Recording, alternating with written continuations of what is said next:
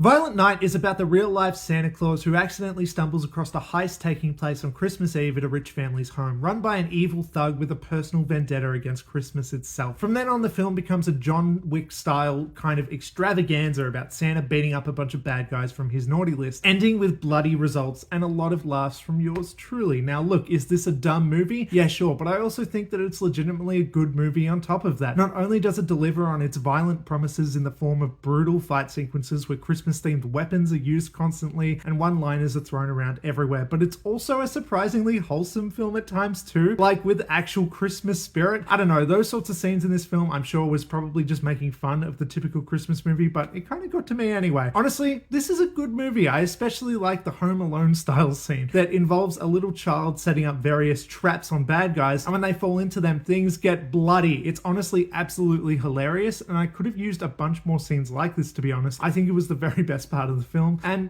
better than even any of the stuff involving Santa himself, if I'm being honest. Speaking of though, I loved Santa's characterization here, played by David Harbour, who portrayed him as this kind of a mess of a guy who's given up on the children and people of the world. He's become cynical, and in return he's become somewhat of a fumbling drunk, which directly translates into his fighting style. You know, we see that he's a bit out of practice, and so he's kind of staggering all over the place as he beats bad guys down. But he also happens to be a beast of a guy, so despite his less than dexterous ability, he makes up for it in sheer brute power. And what follows is a whole load of goofy action in a film reminiscent of things like Deadpool and Nobody, which only makes sense when you consider that this is coming from the director of such films as Hansel and Gretel Witch Hunters, which I maintain is a underrated as hell cheesy action flick, and as well as Dead Snow, the Nazi zombies film from when that mode was popular on the Call of Duty games in like 2009 or whatever. It makes a lot of sense coming from this director, and I think he did a hell of a job here. Honestly, I like this film quite a lot. It's kind of cheesy and dumb and whatever, but go into it expecting what it is, you know? Don't go into it expecting that it's going to be some sort of high class whatever the fuck. No, it's dumb fun. He's beating up a bunch of guys, it gets violent and stuff, and it delivers on what it promises, and that's really all that you can ask for.